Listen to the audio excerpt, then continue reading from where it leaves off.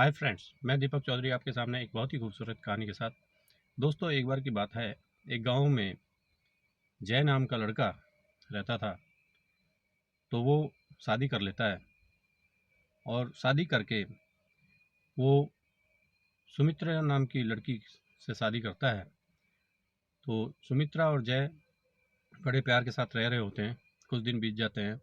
उसके बाद सुमित्रा को एक लड़का होता है। वो लड़का किसी बीमारी से कुछ दिन के बाद वो नहीं रह पाता, वो ख़त्म हो जाता है। उसके बाद सुमित्रा उसके वियोग में काफ़ी दिन तक रहती है और उसके यादों में खोई रहती है। तो वो उसके शोक में इतनी डूब जाती है कि वो उभर नहीं पाती। तो इससे परिणाम ये होता है कि दिन पे दिन उसका जो सुंदरता है वो ख़त्म होती चली जाती है और वो अच्छे से रह भी नहीं पाती। तो काम वाम तो पूरा करती है। अब जय इतना देख कर के, पहले वो खूबसूरत थी तो उससे बहुत ज़्यादा प्यार करता था। अब उस वो जो है बेचारी इतनी खूबसूरत नहीं रहती। तो उससे वो थोड़ा डिस्टेंस बनाने लग जाता है। तो धीरे धीरे करके उसके मन में जो जय के मन में जो पहले उसके लिए प्यार था सुमित्रा के लिए, तो वो कम होता चला जाता है। अब होता क्या है, कुछ दिन और बीतते हैं। तो जय निश्चय कर लेता है कि मुझे शादी करनी है एक और लड़की से। तो जय दूसरी लड़की से शादी कर लेता है जिसका नाम पद्मिनी होता है। तो वो पद्मिनी से जाकर के शादी कर लेता है और पद्मिनी बहुत ही खूबसूरत होती है। अब जय उसके लिए हर रोज़ कोई ना कोई उपहार लेकर के आता है और जो भी वो डिमांड करती है पद्मिनी, वो उसके लिए लेकर के आता है। अब एक बार की बात है, वो एक बहुत ही बढ़िया और महंगी साड़ी लेकर के आया पद्मिनी के लिए। तो अब सुमित्रा देख लेती है। तो सुमित्रा बोलती है कि जब तुम ये एक साड़ी लेकर के आए थे तो इतनी महंगी साड़ी लाने की ज़रूरत क्या थी। थोड़ी मंदी साड़ी लेकर के आ जाते, सस्ती साड़ी लेकर के आ जाते, तो उसमें दो साड़ियाँ आ जाती, एक मेरे लिए हो जाती, एक उसके लिए हो जाती। तो तभी जय बोलता है, नहीं, मेरे मन में जो आएगा मैं वो करूँगा, तुम मुझे सलाह मत दो। तो इस तरह से उसको डांट देता है। अब सुमित्रा चुप हो जाती है और थोड़ी देर बाद सुमित्रा कहती है कि ठीक है, जब ऐसी बात है, तुम मेरे लिए कुछ कर नहीं सकते, तो फिर मैं ही अपने लिए कुछ करती हूँ और मैं तुमसे अलग होना चाहती हूँ। तो जय बोलता है, हाँ ठीक है, अलग हो जाओ, मुझे इस बात की कोई परवाह नहीं है। ऐसा कहकर वो पद्मिनी के पास चला जाता है और सुमित्रा अगले दिन सुबह उठकर अपना खाली हाथ जा कर के जहाँ पद्मिनी और जय बैठे होते हैं उनसे कहती है जाके कि मैं घर छोड़ के जा रही हूँ और तुमको तुम्हारा घर मुबारक। तो पद्मिनी कहती है कि हाँ हाँ जाओ, तुम इस घर में लेकर ही क्या आई थी। जो कि जय को सब पता होता है, जो भी कुछ था घर के अंदर वो सुमित्रा की वजह से था। अब जय भी कुछ नहीं बोल पाता। अब सुमित्रा वहाँ से निकल जाती है, वो घर छोड़ देती है और एक पास के ही गांव में जा कर के रहने लग जाती है। पास पास के गांव के लोग उसको जानते हैं, तो उसको काम मिलने में कोई तकलीफ़ नहीं होती, उसको वहाँ पे काम मिल जाता है। और सुमित्रा निश्चय करती है कि मुझे जैसे ज़्यादा धन कमाना है और जैसे अच्छा घर बनाना है, जैसे ज़्यादा ज़मीन लेनी है। तो यह सोच करके वो दिन रात मेहनत करती रहती है। तो धीरे धीरे करके वो थोड़ी सी ज़मीन ले लेती है, उसके बाद बैल की एक जोड़ी ले लेती है। तो बैल की जोड़ी से ही वो सारा काम करती है और धीरे धीरे उसके पास पैसा भी इकट्ठा होना शुरू हो जाता है। गांव के लोग भी उसके ऊपर बहुत ज़्यादा विश्वास करने लगते हैं। तो एक दिन होता क्या है कि वो गांव की प्रधान बन जाती है और उसका काम बहुत अच्छे से चलना शुरू हो जाता है। तो अब एक दिन उस गांव से, जय के गांव से, कोई आदमी वहाँ से निकला हो करके, तो सुमित्रा से कहने लगा कि मैं जय से मिला था और जय चारपाई पर लेटा हुआ था, बाहर ही था। तो मैंने उससे जा कर के पूछा कैसी तबीयत है।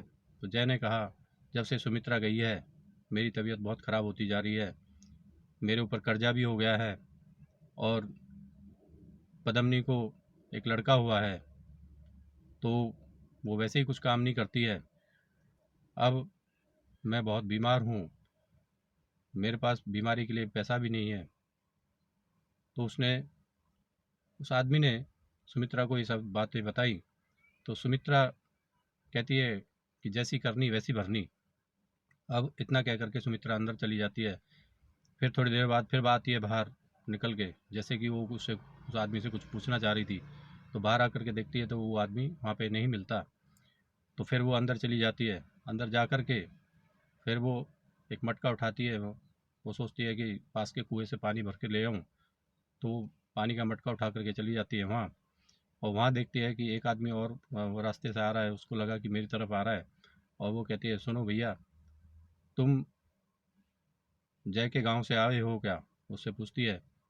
वो कहता है हाँ। तो उसको थोड़े बहुत पैसे दे देती है ले जा कर के घर बुला के, और कहती है इसको जय को दे देना, वो अपनी बीमारी में लगा देंगे और उनकी मैं यही हेल्प कर सकती हूँ। तो एक दिन विचार करती है सुमित्रा कि क्यों ना मैं जय से मिलने के लिए जाऊँ। तो वो जय से मिलने के लिए जब जाती है तो वहाँ जा कर के देखती है कि जय बहुत बीमार है और चारपाई में लेटा हुआ है, और वो कह रहा है, वो पद्मिनी को बहुत गालियाँ दे रहा है कि जब से तू आई है इस घर का नाश ही हो गया है। एक सुमित्रा थी जो कि इस घर को संभालने में कितनी मेहनत की उसने, और बहुत सारा सामान उसने इकट्ठा किया, लेकिन एक तू है जो कि गांव के लोगों से कर्जा लेकर के हम लोग अपना गुजारा कर रहे हैं। तो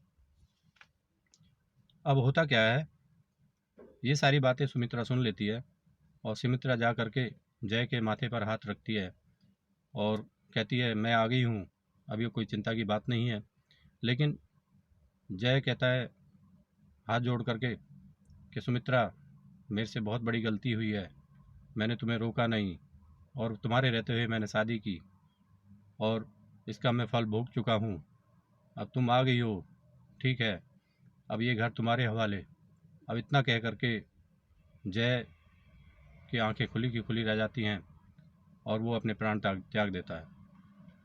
तो सुमित्रा जैसे लिपट के काफ़ी रोने लग जाती है।